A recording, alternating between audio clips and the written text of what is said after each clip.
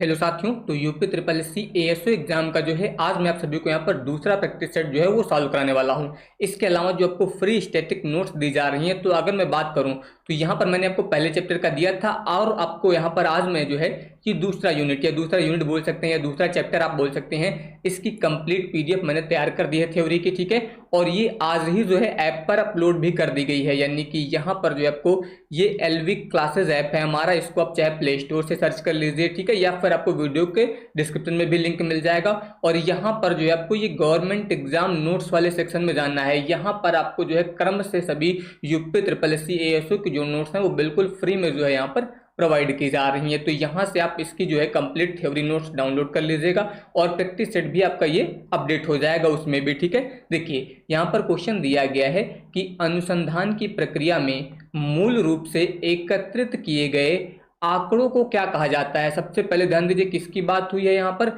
मूल रूप की बात हुई है। तो जब भी मूल रूप में यानी कि ओरिजिनल फॉर्म में कोई डेटा एकत्र किया जाता है तो वो आपका होता है प्राइमरी डेटा। कौन सा होता है? प्राइमरी डेटा या प्राइमरी समंक बोल सकते हैं, प्राथमिक समंक बोल सकते हैं। ये डेटा जो है आपका स्वयं एकत्र किया जाता है, ये ध्यान रखिएगा। ठीक है, तो ये कहलाता है आपका प्राथमिक समंक यानी कि प्राइमरी डेटा। अगला क्वेश्चन देखिए यहाँ पर क्या कह रहा है कि निम्नलिखित में से कौन सा द्वितीयक समंकों के स्रोत है। द्वितीयक समंक यानी कि जो द्वितीयक स्रोत होते हैं जो पहले से उपलब्ध होते हैं। ठीक है, तो यहाँ पर देखिए प्रत्यक्ष, व्यक्तिगत, साक्षात्कार, ये जो दिया गया है ये आपका प्राइमरी डेटा एकत्र करने की एक विधि है। ये भी प्रश्नावली भी आपकी प्राइमरी डेटा एकत्र करने की एक विधि है। अवलोकन विधि भी जो है आपकी प्राइमरी डेटा एकत्र करने की विधि है, यानी कि यहाँ पर सही ऑप्शन कौन सा हो जाएगा आपका? सरकारी प्रकाशन। जो सरकारी प्रकाशन होते हैं वो आपके किस प्रकार के डेटा कहलाते हैं? द्वितीयक डेटा यानी कि द्वितीयक समंक कहलाते हैं। इसके बाद देखिए अगला क्वेश्चन यहाँ पर है कि उत्तरदाता की उपस्थिति में प्रगणक यानी कि एनुमरेटर जो होता है इसके द्वारा भरे गए प्रश्नों की सूची को क्या कहा जाता है। याद रखिएगा, जब भी कोई सूची एनुमरेटर खुद भरता है, ठीक है, यानी कि प्रगणक खुद भरता है, तो उसको बोलते हैं अनुसूची। उसको क्या बोला जाता है? अनुसूची।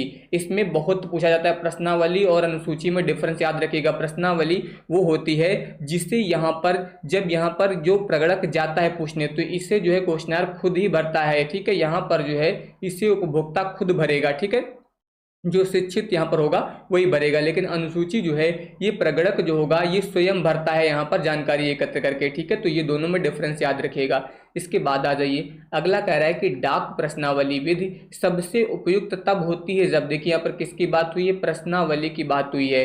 तो यहाँ पर प्रश्नावली मैंने बताया था जिसे उत्तरदाता स्वयं भरता है। उत्तरदाता मतलब जिसको यहाँ पर जवाब देता है, जवाब देना है, एक प्रकार से जवाबदाता जो इसे स्वयं भरता है वो आपकी प्रश्नावली कहलाती है। तो सबसे उपयुक्त कब होती है? तो याद रखिएगा जब यहाँ पर उत्तरदाता साक्षर हो यानी कि जब वो पढ़ा लिखा हो और क्षेत्र कैसा हो आपका? विस्तृत क्षेत्र में फैले हुए हों। साक्षर उत्तरदाता जब विस्तृत क्षेत्र में फैले होते हैं तो वहां पर हम लोग जो है डेटा एकत्र करने के लिए प्रश्नावली विधि का प्रयोग करते हैं। तो ये आप लोग याद रखिएगा।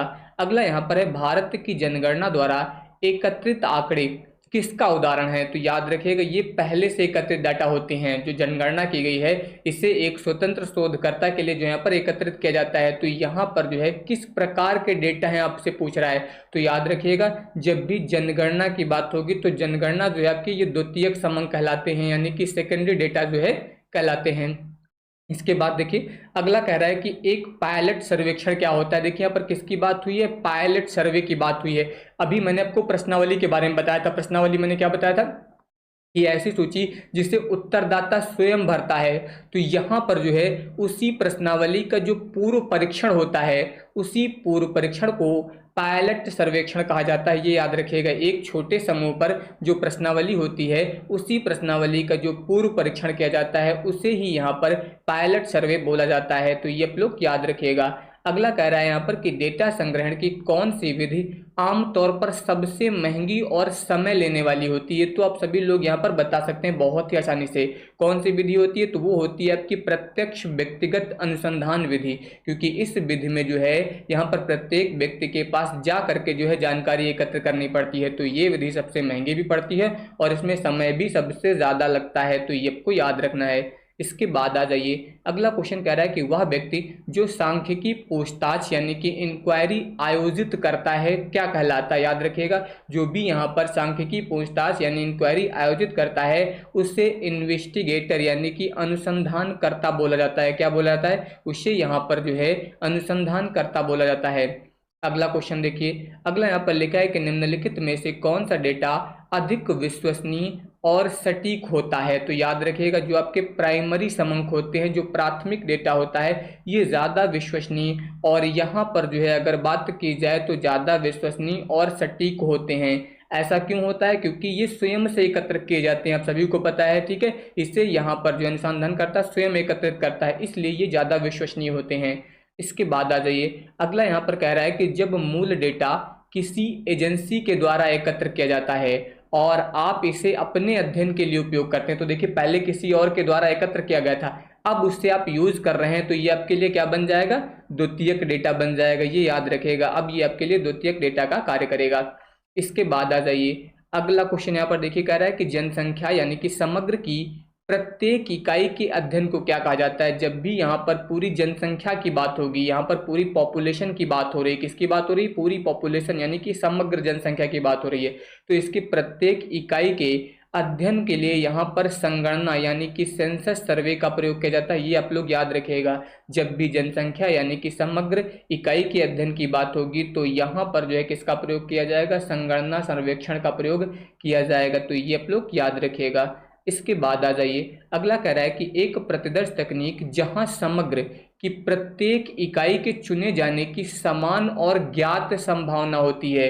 जब भी यहाँ पर प्रत्येक इकाई के चुने जाने की समान और ज्ञात संभावना की बात होगी तो याद रखिएगा यहाँ पर सैंपल रैंडम सैंपलिंग की बात हो रही है। याद रखिएगा, SRS इसे बोलते हैं, सिंपल रैंडम सैंपलिंग, ठीक है। सरल दैव प्रतिदर्श बोला जाता है। इसमें जो है आपके प्रत्येक इकाई के चुने जाने की संभावना जो होती है वो समान होती है। अगला देखिए, जब समग्र यानी कि जनसंख्या विजातीय हो तो कौन सी प्रतिदर्श विधि का जो है यहाँ पर उपयुक्त होती है। विजातीय का मतलब जब यहाँ पर उनके गुण समान ना हो, अलग अलग यहाँ पर घटनाएं दी गई हों, तब यहाँ पर कौन सी विधि का प्रयोग किया जाता है। तो याद रखिएगा, जब भी यहाँ पर इस विधि की बात होगी तो आपको याद रखना है कौन सी विधि? स्तरीकृत प्रतिदर्श बोलते हैं इसे। जब भी यहाँ पर समग्र यानी कि जो जनसंख्या है जब ये विजातीय होगी, ठीक है, यानी कि सजातीय नहीं होगी, तब उस स्थिति में यहाँ पर हम लोग स्तरीकृत प्रतिदर्श का प्रयोग करेंगे। किसका प्रयोग करेंगे? स्तरीकृत प्रतिदर्श का प्रयोग किया जाएगा।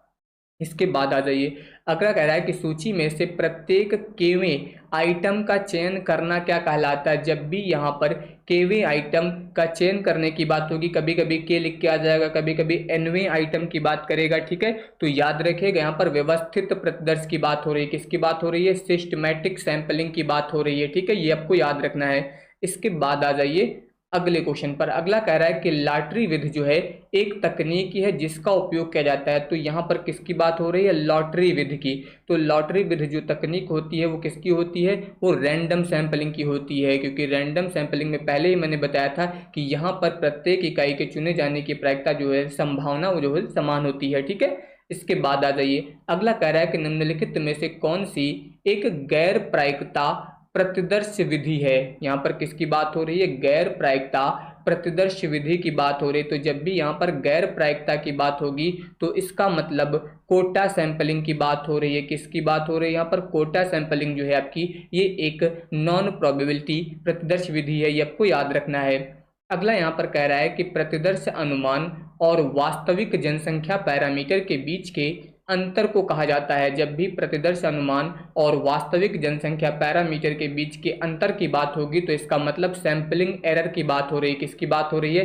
प्रतिदर्श त्रुटि की बात की जा रही है, ये आपको यहाँ पर याद रखना है। इसके बाद आ जाइए, जैसे जैसे प्रतिदर्श का आकार यानी कि सैंपल साइज बढ़ता है तो प्रतिदर्श त्रुटि आमतौर पर घटती है। आप सभी को पता है कि जब भी किसी सैंपल के आधार पर आपको यहाँ पर निष्कर्ष निकालना है तो सैंपल जितना ज़्यादा होगा उससे आप निष्कर्ष उतना ही अच्छा निकाल सकते हैं। तो यहाँ पर जो कमी होगी वो क्या होगी? वो घटेगी। इसके बाद आ जाइए, अगला कह रहा है कि समग्र यानी कि पॉपुलेशन में सभी प्रतिदर्श इकाइयों की पूरी सूची को क्या कहा जाता है? तो सभी प्रतिदर्श इकाइयों में जो पूरी सूची होती है इसको सैंपलिंग फ्रेम बोलते हैं, प्रतिदर्श ढांचा बोला जाता है।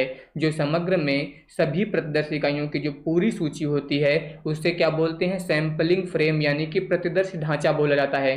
अगला क्वेश्चन देखिए, यहाँ पर कह रहा है कि जनसंख्या को विशिष्ट भौगोलिक क्षेत्रों में विभाजित करना और संपूर्ण अध्ययन के लिए यादृच्छिक रूप से कुछ क्षेत्रों का चयन करना क्या कहलाता है? तो यहाँ पर जो है कुछ क्षेत्रों के चयन होने की बात हुई है, तो इसका मतलब क्लस्टर सैंपलिंग की बात हो रही है, यानी कि गुच्छ प्रतिदर्श की बात हो रही है, क्योंकि पहले ही बताया गया भौगोलिक क्षेत्र में विभाजित करना और संपूर्ण अध्ययन के लिए यादृच्छिक रूप से कुछ क्षेत्रों का चयन करना। तो इसके लिए हम लोग क्लस्टर सैंपलिंग यानी कि गुच्छ प्रतिदर्श का प्रयोग जो है वो करेंगे, ये आपको याद रखना है। अगला कह रहा है कि सांख्यिकी त्रुटि किसके बीच का अंतर होती है? तो सांख्यिकी त्रुटि जो होती है ये आपके वास्तविक मूल्य और अनुमानित मूल्य के बीच का अंतर होती है। ठीक है, याद रखिएगा, वास्तविक मूल्य यानी कि एक्चुअल मूल्य और अनुमानित यानी कि एस्टिमेटेड वैल्यू की बात हो रही है। तो ए माइनस ई भी कहीं कहीं पर लिख के आएगा, तो कंफ्यूज मत होना। ठीक है, वास्तविक मूल्य और अनुमानित मूल्य के बीच का जो अंतर होता है वो सांख्यिकी त्रुटि कहलाता है।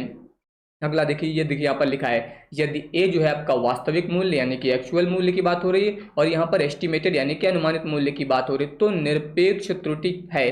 तो याद रखिएगा, जो निरपेक्ष त्रुटि होती है उससे आप चाहे तो ए माइनस ई लिख दीजिए या फिर ई माइनस ए भी लिख सकते हैं, क्योंकि यहाँ पर जो है इसमें मॉड लगा होता है और मॉड का मतलब ही पता है आपको, ये संख्या पॉजिटिव और नेगेटिव, नेगेटिव को पॉजिटिव में बदल देता है। ठीक है, तो ये आपको याद रखना है, ए माइनस ई भी लिख सकते हैं और ई माइनस ए भी लिख सकते हैं। तो यहाँ पर निरपेक्ष त्रुटि कौन सी हो जाएगी? ये आपका जो सेकंड नंबर विकल्प दिया गया ये आपका सही हो जाएगा। ठीक है, यहाँ पर मॉड नहीं लगा हुआ, ये ध्यान रखिएगा, मॉड लगा होना चाहिए।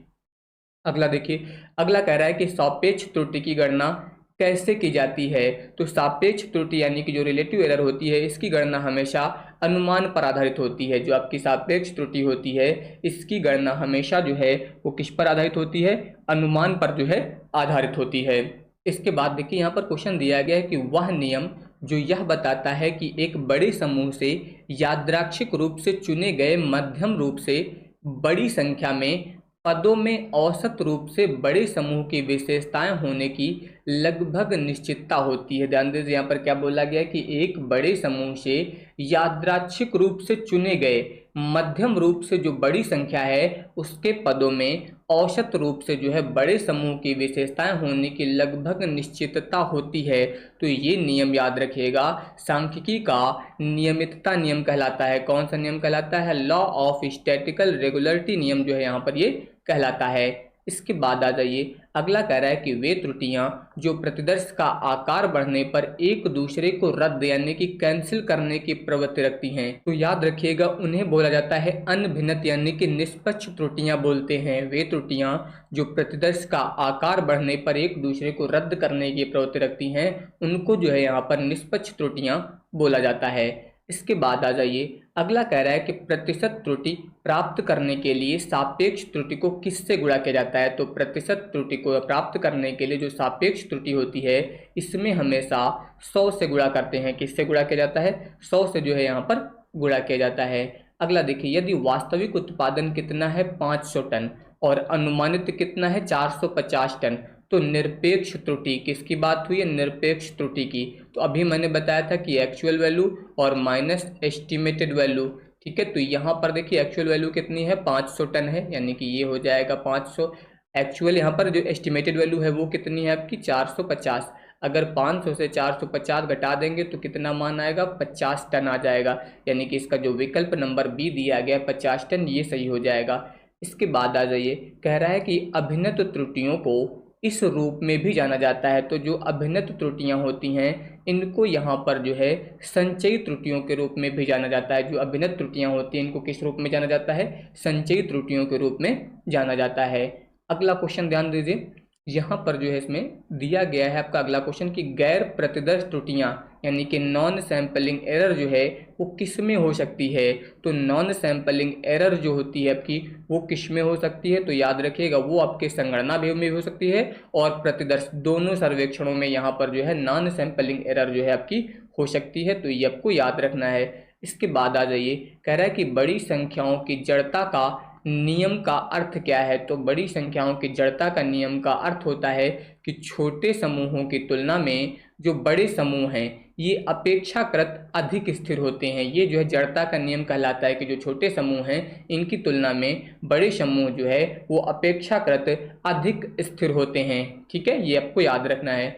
अगला देखिए, कुछ सामान्य विशेषताओं के अनुसार डेटा को सजातीय समूहों या वर्गों में व्यवस्थित करने की प्रक्रिया को कहा जाता है। देखिए किसकी बात हो रही? सजातीय समूहों या वर्गों में व्यवस्थित करने की जो प्रक्रिया है उसे क्लासिफिकेशन यानी कि वर्गीकरण कहा जाता है। ठीक है, क्या कहा जाता है? क्लासिफिकेशन यानी कि वर्गीकरण बोला जाता है। अगला यहाँ पर ध्यान दीजिए कि एक सांख्यिकी तालिका के पंक्ति शीर्षकों को क्या कहा जाता है। देखिए जैसे कि मान लीजिए कोई टेबल आपको दी गई है, ठीक है, इस तरह से यहाँ पर एक टेबल दे दी गई, ये आपके कॉलम हो गए और ये आपकी रो हो गई। इस तरह से यहाँ पर जब आप कॉलम की हेडिंग डालेंगे, देखिए ये वाली आपकी क्या है? रो। जैसे कि मैंने बता दिया ये पहली रो हो गई, यानी कि ये पहली रो, ये दूसरी रो और ये तीसरी रो। इसी तरह से ये आपका पहला कॉलम हो जाएगा, ये दूसरा कॉलम हो जाएगा, ये तीसरा हो जाएगा और ये चौथा हो जाएगा। मान लीजिए यहाँ पर आपको कॉलम की हेडिंग डालनी है, इसमें क्या लिखना है, यहाँ पर क्या लिखना है, ये। तो जब कॉलम की हेडिंग डालते हैं तो इसको बोलते हैं कैप्शन। कॉलम की हेडिंग को क्या बोला जाएगा? कैप्शन बोला जाएगा, याद रखिएगा।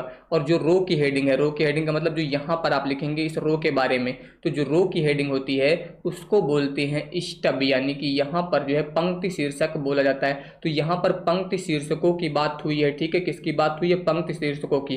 तो इसको क्या बोला जाएगा? याद रखिएगा, इससे जो है यहाँ पर स्टब बोला जाएगा। तो ये जो पंक्तियों की बात होगी तो यहाँ पर जो पंक्तियों में जो शीर्षक लिखा जाएगा वो आपका स्टब कहलाता है। और जो कॉलम में लिखते हैं यानी कि जो यहाँ पर आप शीर्षक डालेंगे इसको कैप्शन बोला जाता है। और बाकी जो ये भाग होता है टेबल का, इसको मुख्य भाग या फिर बॉडी बोलते हैं। क्या बोलते हैं? मुख्य भाग या फिर बॉडी बोला जाता है। इसके बाद आ जाइए, यहाँ पर देखिए क्या कह रहा है कि एक सांख्यिकी तालिका के स्तंभ शीर्ष को, आपकी बार ध्यान दीजिए, कॉलम हेडिंग की बात हुई है तो मैंने बताया था कॉलम हेडिंग को कैप्शन बोलते हैं और यहाँ पर जो है रो हेडिंग को स्टब बोला जाता है। ठीक है, तो ये आपको याद रखना है, कॉलम हेडिंग को क्या बोलेंगे? कैप्शन बोला जाएगा। अगला देखिए, भौगोलिक क्षेत्रों जैसे कि राज्य, शहर, इसके आधार पर डेटा का वर्गीकरण।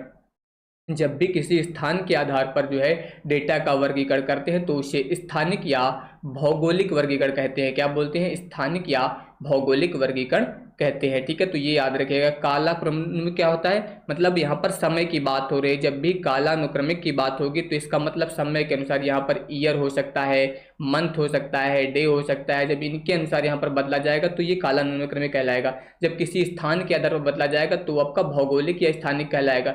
गुणात्मक का मतलब जैसे कि ईमानदारी, स्वास्थ्य, इन सभी गुणों के आधार पर जब बदला जाएगा तो वो गुणात्मक वर्गीकरण होगा। जब किसी संख्या या नंबर के आधार पर बदलाव किया जाएगा तो वो मात्रात्मक वर्गीकरण होगा। ये चारों याद रखिएगा, ठीक है। तो उसी तरह से ध्यान दीजिए। अब यहाँ पर क्या कह रहा है कि जब डेटा को समय यानी कि वर्ष, महीनों आदि के आधार पर, अभी मैंने बताया था जब भी समय यानी कि वर्ष, महीने, डे इनकी बात होगी तो क्या कहलाएगा? कालानुक्रमिक वर्गीकरण कहलाता है। ये आप लोग याद रखिएगा, क्या कहलाएगा? कालानुक्रमिक वर्गीकरण यहाँ पर ये कहलाता है। तो ये आपको याद रखना है। इसके बाद आ जाइए, अगला कह रहा है कि एक चर जो किसी दी गई सीमा के भीतर कोई भी मान ले सकता है वो कौन सा कहलाता है? वो कहलाता है आपका कॉन्टिन्यूअस वेरिएबल, यानी कि सतत चर कहलाता है। ये आपको याद रखना है। सतत चर जो होता है आपका, ये किसी भी दी गई सीमा के भीतर जो है वो कोई भी मान आपका ले सकता है। ठीक है, इसके बाद आ जाइए, तालिका का प्रमुख घटक जिसमें वास्तविक संख्यात्मक जानकारी होती है, अभी मैंने बताया था जिसमें संपूर्ण जानकारी होती है वो तालिका का मुख्य भाग यानी कि बॉडी ऑफ द टेबल कहलाता है। अभी मैंने आपको बताया था, ठीक है। रो के जो शीर्षक होते हैं, रो के शीर्षक को हम लोग क्या बोलते हैं? स्टब बोलते हैं, ठीक है। कॉलम के शीर्षक को मैंने पहले ही बताया था, क्या बोलते हैं? कैप्शन बोलते हैं।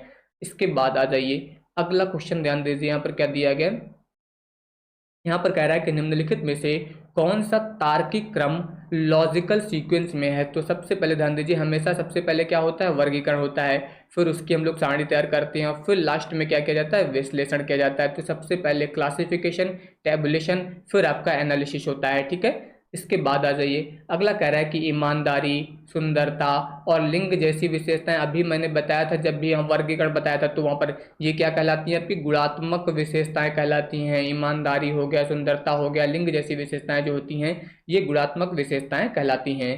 अगला देखिए, तालिका में पाद टिप्पणी यानी कि फुट नोट की बात हो रही है, तो फुट नोट आप क्यों लगाते हैं? जिसके बारे में आप बॉडी शीर्षक के टाइटल में नहीं बताते हैं, वही चीज़ें यहाँ पर फुट नोट में दी जाती है। तो वही बताया गया कि शीर्षक से स्पष्ट न होने वाली किसी भी बात को जो है स्पष्ट करना, इसके लिए हम लोग फुट नोट का प्रयोग करते हैं। इसके बाद आ जाइए, एक आवर्त वितरण में यदि एक वर्ग की ऊपरी सीमा अगले वर्ग की निचली सीमा बन जाती है तो श्रृंखला को क्या कहा जाता है? याद रखिएगा, जब भी वर्ग अंतराल दिया जाएगा, जैसे कि मान लीजिए कहीं पर लिखा है 10 से 20, फिर अगला बोल दिया जाए 20 से 30, फिर अगला बोल दिया जाए 30 से 40, फिर इसके बाद 40 से 50। एक तो ये हो सकता है। दूसरा मैंने यहाँ पर बोल दिया 10 से 20, फिर उसके बाद अगला मैंने बोल दिया 21 से 30, ठीक है, फिर 31 से 40 और फिर 41 से 50। तो अब ध्यान दीजिए, इन दोनों में अंतर क्या है? यहाँ पर ये श्रेणी 20 से खत्म हो रही थी, फिर 20 से स्टार्ट हो जा रही, 30 से खत्म हो रही, 30 से स्टार्ट हो रही है। ये 40 से खत्म हो रही, 40 से स्टार्ट, यानी कि इसकी उच्च सीमा जो है वो अगले की निम्न सीमा बन जा रही है। तो ये कहलाती है अपवर्जी। इससे क्या बोलते हैं? अपवर्जी श्रेणी बोलते हैं। लेकिन अगर यहाँ पर 20 से खत्म होने के बाद यहाँ पर श्रेणी 21 से चालू हो जाए, 30 से खत्म होने के बाद 31 से चालू हो जाए, तो इसको बोला जाता है समावेशी। क्या बोला जाएगा? इसे बोला जाएगा समावेशी। तो ये दोनों में डिफरेंस आपको याद रखना है। तो यहाँ पर क्या बोला गया? ऊपरी सीमा यानी कि जैसे कि 20 हो गई, ये वर्ग की निचली सीमा बन जाती है। अगले वर्ग की निचली सीमा बन गई कि नहीं? कौन सी श्रेणी बन जाएगी? ये आपकी बन जाएगी अपवर्जी श्रृंखला, ठीक है। ये आपको याद रखना है, दोनों में डिफरेंस, ठीक है। इसके बाद आ जाइए, अगला यहाँ पर कह रहा है कि अपवर्जी विधि में वर्ग की ऊपरी सीमा के बराबर मूल्य को, तो याद रखिएगा ऊपरी सीमा को जो है यहाँ पर अगले वर्ग में शामिल किया जाता है। ये मैंने अभी आपको बताया कि ऊपरी सीमा जो होती है ये अगले वर्ग में आपके शामिल हो जाती है, यानी कि इंक्लूड हो जाती है। अपवर्जी में ऐसा होता है लेकिन समावेशी में नहीं होता है। जैसे कि यहाँ पर देखिए क्या कह रहा है, 10 से 19। अब देखिए ये 19 पे खत्म हुआ, अगला कहाँ से शुरू हो रहा है? 20 से 29। 29 पे खत्म हुआ, कहाँ शुरू हो रहा है? 30 पे। तो किस प्रकार के वर्गीकरण का प्रतिनिधित्व करते हैं? अभी मैंने बताया था। इसका मतलब ये कौन सी श्रेणी हो जाएगी? समावेशी विधि हो जाएगी। कौन सी विधि कहलाएगी? ये आपकी जो है समावेशी विधि कहलाएगी। इसके बाद आ जाइए, अगला कह रहा है कि किसी वर्ग अंतराल के मध्य बिंदु यानी कि क्लास मार्क की गणना कैसे की जाती है? अभी जो मैंने वर्ग अंतराल बताया आपको, जैसे कि मैंने बताया 10 से 20, ठीक है, फिर इसके बाद 20 से 30, 30 से 40, तो ये वर्ग अंतराल हैं। तो जब भी इनका मध्य बिंदु अगर आपको ज्ञात करना हो तो ये लोअर लिमिट कहलाती है और ये आपकी हायर लिमिट, चाहे तो आप L1 प्लस L2 मान लीजिए, कुछ भी मान लीजिए। तो इनको ज्ञात करने के लिए हमेशा lower limit plus higher limit और बटे में हो जाएगा 2, इस सूत्र का प्रयोग किया जाता है। तो यहाँ पर देखिए upper limit plus lower limit दोनों को ऐड करिए और 2 से डिवाइड करिए, तो ये यहाँ पर जो है सूत्र प्रयोग किया जाएगा। इसके बाद आ जाइए, किसी वर्ग की ऊपरी सीमा और निचली सीमा के बीच के अंतर को क्या कहा जाता है? जैसे कि 10 से 20 अभी हम लोगों ने जैसे पढ़ा, 10 से 20, 20 से 30, तो इसमें डिफरेंस कितना है? 20 से 10 के बीच में कितना डिफरेंस है? 20 में से 10 घटा दीजिए, 10 का डिफरेंस इसमें है। 30 से 20 के बीच का डिफरेंस कितना है? 10 का डिफरेंस है। तो इसको यहाँ पर वर्ग परिमाण या फिर वर्ग चौड़ाई बोला जाता है। ये आप लोग याद रखिएगा, क्या बोला जाता है? वर्ग परिमाण या फिर वर्ग चौड़ाई जो है यहाँ पर इसे बोला जाता है। इसके बाद आ जाइए, अगला कह रहा है कि मिलान चिन्हों का उपयोग क्या निर्धारित करने के लिए किया जाता है? तो जब भी मिलान चिन्हों की बात होगी तो वर्ग की आवृत्ति निर्धारित करने के लिए जो हमेशा मिलान चिन्हों का प्रयोग किया जाता है। तो ये आप लोग याद रखिएगा, मिलान चिन्हों का प्रयोग हम लोग किस लिए करते हैं? वर्ग की आवृत्ति ज्ञात करने के लिए करते हैं, ठीक है, ये आपको याद रखना है। इसके बाद आ जाइए, अगला देखिए यहाँ पर क्या लिखा है, 10 से नीचे 10 से 20। देखिए जब भी श्रेणी मिलेगी तो इस तरह से मिलेगा आपको, यहाँ पर लिख दिया जाएगा 10 से कम या फिर 10 से नीचे, फिर आगे आपको मिलेगा यहाँ पर, ठीक है, 10 से कम ये वाला हो गया। फिर अगला आपको मिल जाएगा 10 से 20, 20 से 30, 30 से 40, फिर हो सकता है आपको मिल जाए 40 से अधिक, ये 40 से ऊपर, ठीक है, कुछ भी लिखा हो सकता है, ऊपर लिख सकता है, अधिक लिख सकता है। तो जब भी इस तरह की श्रेणी मिले जिसमें 10 से कम या 40 से अधिक मिल जाए तो इसको बोलते हैं हम लोग खुले सिरे वाली श्रेणी। कौन सी श्रेणी बोलते हैं? खुले सिरे वाली श्रेणी, अभी मैंने आपको पहले एक बताया था समावेशी, एक मैंने आपको अपवर्जी बताया था, और ये तीसरी है आपकी जब भी 10 से कम 40 से अधिक मिल जाए तो इससे बोलते हैं यहाँ पर खुले सिरे वाली श्रेणी। कौन सी बोला जाता है? खुले सिरे वाली श्रेणी यहाँ पर इसे बोला जाता है। तो ये आपको याद रखना है, ठीक है। इसके बाद आ जाइए अगला क्वेश्चन। अगला ध्यान दीजिए, यहाँ पर कह रहा है कि माध्यिका को ग्राफिक रूप से खोजने के लिए किस प्रकार की आवर्त वितरण का उपयोग किया जाता है? तो माध्यिका ज्ञात करने के लिए हम लोग जो है संचयी बारंबारता ज्ञात करते हैं। ये आप लोग याद रखिएगा, जैसे शार्ट में CF लिखा जाता है, कम्युलेटिव फ्रीक्वेंसी की बात हो रही है, ठीक है। तो यहाँ पर जो है संचयी आवृत्ति की बात की जा रही है, तो ये आप लोग इसके बारे में याद रखिएगा, ठीक है। तो यहाँ पर जो है माध्यिका को ग्राफिक रूप में खोजने के लिए हम लोग संचयी बारंबारता या संचयी आवृत्ति का प्रयोग करते हैं, ठीक है। इसके बाद आ जाइए, यहाँ पर जो है सतत चरों के लिए वर्ग अंतराल बनाने की सबसे उपयुक्त विधि कौन सी है? तो सतत चरों के लिए वर्ग अंतराल बनाने की जो सबसे उपयुक्त विधि है वो आपकी अपवर्जी विधि है। कौन सी विधि है? अपवर्जी विधि, जो मैंने अभी आपको बताई थी, ठीक है, जिसकी ऊपरी सीमा जो है अगले वर्ग की निचली सीमा के बराबर बन जाती है, ठीक है। तो ये आपको याद रखना है, अपवर्जी सीमा। अगला देखिए, यहाँ पर कह रहा है कि से कम संचयी आवृत्ति वितरण में आवृत्तियों को किसके विरुद्ध संचित किया जाता है? अभी मैंने जो टेबल बताई थी जिसमें 10 से कम, ठीक है, तो उसी से कम की बात हो रही है। तो यहाँ पर जो है ये वर्गों की ऊपरी सीमा की बात हो रही है, जैसे लिख दिया गया 10 से कम, तो ये अब ऊपरी सीमा है, आपको इससे कम लेना है, ठीक है। अब इससे कम 1 2 3 कुछ भी ले सकते हैं, 10 से कम का मतलब ये अब इसकी ऊपरी सीमा है, तो ये वर्गों की ऊपरी सीमा को जो है यहाँ पर संचित करेगा, ये आप लोग याद रखिएगा, ठीक है। तो ये यहाँ पर हो जाएगा आपका। तो यहाँ पर इसकी भी आपको कंप्लीट PDF जो है आपको एलविक क्लासेस ऐप पर मिल जाएगी, जो कि मैंने आप सभी को बता दिया है। आप सभी को यहाँ पर जो है इससे डाउनलोड करना है। अगर आपके पास यहाँ पर जो है एलवी क्लासेस ऐप नहीं है तो इसे तुरंत डाउनलोड कर लीजिए। आपको यहाँ पर गवर्नमेंट एग्जाम नोट सेक्शन में जो भी क्लासेस या PDF हो रही हैं वो आपको यहाँ पर मिल जाएंगी बिल्कुल फ्री में, ठीक है। इसके अलावा आपको पेड टेस्ट सीरीज भी बहुत जल्द देखने को मिल जाएंगी, ठीक है। बाकी आप सभी लोग चैनल को सब्सक्राइब करके नोटिफिकेशन बेल जरूर ऑन कर लीजिएगा। धन्यवाद।